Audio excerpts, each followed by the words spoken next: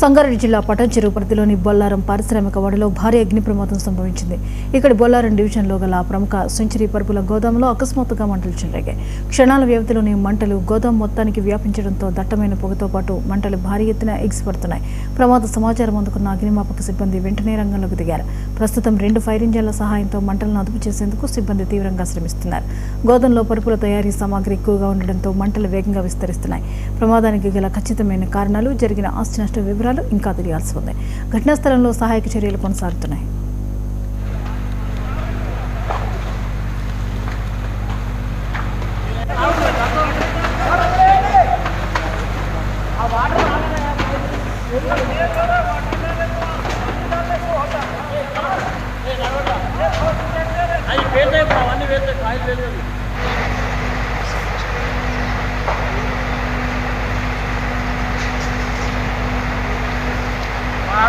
Blast అయింది, అప్పుడే పట్టుకొచ్చినామని.